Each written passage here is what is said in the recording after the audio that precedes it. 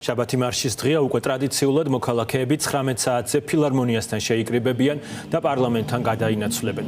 აქციის მონაწილეები ამ ფორმით კიდევ ერთხელ მოითხოვენ ახალ საპარლამენტო არჩევნებს, რეჟიმის ტყვეების გათავისუფლებას და ქიმიური მოწამვლის საქმის საერთაშორისო გამოძიებას. მარიკა ბოლქვაძე ესაუბრა აქცია მსვლელობის მონაწილეებს. მარიკა, გისმენთ. დიახ, ლუკა, სულ რამდენიმე საათი რჩება, სანამ დღევანდელი შაბათის მარში, ტრადიციული მარში დაიწყება. დღესაც მოქალაქეები ისევე როგორც ყოველ შაბათს ფილარმონიასთან შეიკრიბებიან, შემდეგ უკვე მსვლელობით გადაინაცვლებენ პარლამენტისკენ. დღევანდელი მარში მნიშვნელოვანია იმითაც, რომ ეს იქნება კიდევ ერთი შეხსენება რეჟიმისთვის, რომ შეწყვიტოს ქვეყანაში უკანონო ქმედებები და გაათავისუფლოს უკანონო ტყვეები. დღევანდელ აქცია მარშს სწორედ პოლიტპატიმრების მშობლებით შეუერთდებიან იგივე მოთხოვნით, რომ უნდა გათავისუფლდნენ მათი ოჯახის წევრები უკანონო ტყვეობიდან.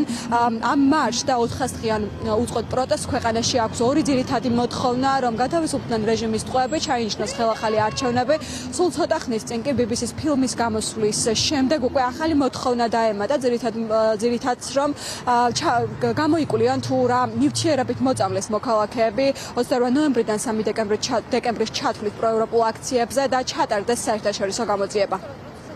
შაბათია და შაბათობით როგორც იცით მარშის დღეა. ჩვენ ვიკრიბებით ის ადამიანები, რომლებიც ყოველ დღე ვერ ახერხებენ ხოლმე რუსთაველზე გამოსვლას, თუმცა არიან სავსე პროტესტით. ყოველ შაბათს იკრიბებიან ფილარმონიიდან და მივემართებით რუსთაველისკენ. და დღეს ველოდებით ყველა იმ ადამიანს, რომელიც გვერდდება პროტესტში და როგორც ხედავთ, ეს მარშები, შაბათის მარშები მხოლოდ იმატებს რაოდენობაში და არ იკლებს, რაც ძალიან ყურადსაღები ამბავია. რეჟიმის ტყვეების მხარდამჭერი მარშები მნიშვნელოვანია პირველ რიგში პატიმრებისთვის, რომ მათ იცოდნენ, რომ მათი ოჯახის წევრები და მოქალაქეები ბოლომდე იბრძოლებენ მათი თავისუფლებისთვის.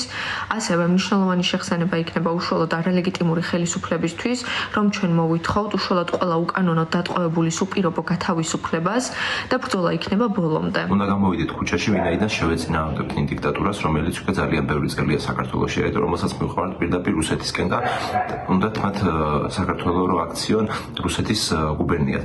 ამ ყველაფერს ჩვენ არ უნდა უყურებთ წყნარი სახლიდან, უნდა გამოვიდეთ ქუჩაში და პირდაპირ დავანახოთ ქართულ ოცნებას და მის ნაშიერებს, რომ ჩვენი წინააღმდეგობა არ დამთავრებულა და ჩვენ კვლავ ვიბრძოლებთ, იქამდე ვიბრძოლებთ, სანამ ისინი არ ჩამოშორდებიან ხელისუფლებას.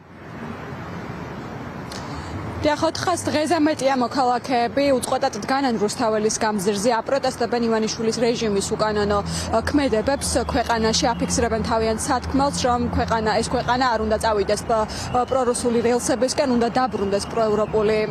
დაიბრუნდეს თავისი პროევროპული გზა. როგორც გითხარით, ამ პროტესტმა ახლებური ფორმა მიიღო. ახლა მოქალაქეები ყოველ შაბათს იკრიბებიან ფილარმონიასთან, დღევანდელი დღეც არ იქნება გამონაკლისი.